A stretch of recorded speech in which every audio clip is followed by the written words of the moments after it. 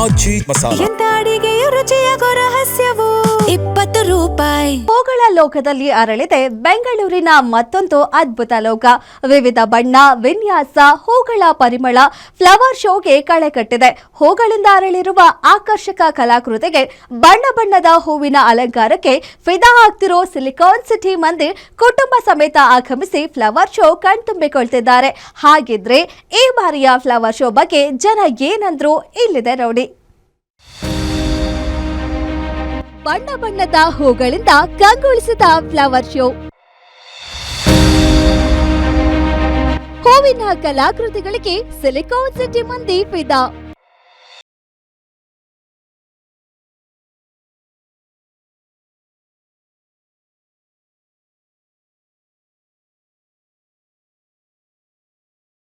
ಆಹಾ, ಕಣ್ಣು ಹಾಯಿಸಿದಷ್ಟು ಕಣ್ಮನ್ನ ಸೆಳೆಯುವ ಬಗೆ ಬಗೆಯ ಹೂವುಗಳು, ಎಲ್ಲೆಲ್ಲೂ ಹೂವಿನ ಅಲಂಕಾರ, ಆಕರ್ಷಕ ಕಲಾಕೃತಿಗಳು, ಸುತ್ತ ನೋಡಿದಷ್ಟು ಜನಸಾಗರ. ಎಸ್, ಬೆಂಗಳೂರಿನ ಲಾಲ್ಬಾಗ್ನಲ್ಲಿ ನಡೀತಿರುವ ಫ್ಲವರ್ ಶೋಗೆ ಇಂದು ಹಬ್ಬದ ಕಳೆ ಬಂದಿದೆ.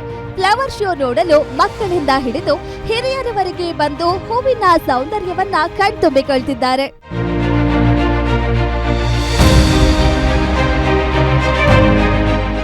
ಸ್ವಾತಂತ್ರ್ಯ ದಿನಾಚರಣೆ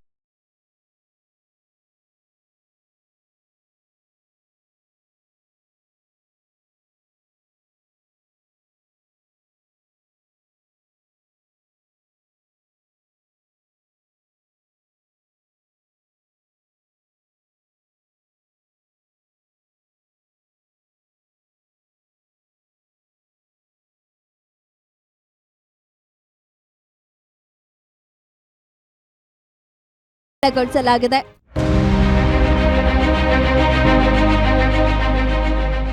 34 ಲಕ್ಷ ಹೂಗಳನ್ನ ಬಳಕೆ ಮಾಡಲಾಗಿದ್ದು, ಅದರಲ್ಲೂ 15 ಲಕ್ಷ ಹೂಗಳನ್ನ ಲಾಲ್ಬಾಗ್ನಲ್ಲೇ ಬೆಳೆದು ಪ್ರದರ್ಶನಕ್ಕೆ ಇಡಲಾಗಿದೆ. 3 ತಿಂಗಳಿನಿಂದ ತೋಟಗಾರಿಕೆ ಇಲಾಖೆ ಸಿಬ್ಬಂದಿ ತಯಾರಿ ಮಾಡಿದ್ದಾರೆ. ಅಮೆರಿಕ, ಇಂಡೋನೇಷ್ಯಾ ಸೇರಿ 4 ದೇಶಗಳಿಂದ 10 ಲಕ್ಷಕ್ಕೂ ಹೆಚ್ಚು ಹೂಗಳು ಬಂದಿದೆ.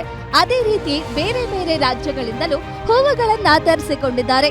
ಇವತ್ತು ವೀಕೆಂಡ್ ಆಗಿರೋದ್ರಿಂದ ಅಂದಾಜು 40,000ಕ್ಕಿಂತಲೂ ಹೆಚ್ಚು ಜನ ಫ್ಲವರ್ ಶೋ ನೋಡಕ್ಕೆ ಬಂದಿದ್ರು. ಈ ಗಂಗಾ ಸಾಮ್ರಾಜ್ಯರದು ಮುಖ್ಯವಾಗಿ ಯಾವ ಆಯ್ಕೆ ಮಾಡಿದ್ದಾರೆ ಸರ್ಕಾರದವರು ಅಂದರೆ, ನಮ್ಮ ಕನ್ನಡವನ್ನು ನಾಡಿದ ಮೊದಲ ರಾಜವಂಶಗಳಲ್ಲಿ ಗಂಗಾ ವಂಶರು ಸಹ ಮೊದಲನೇರು.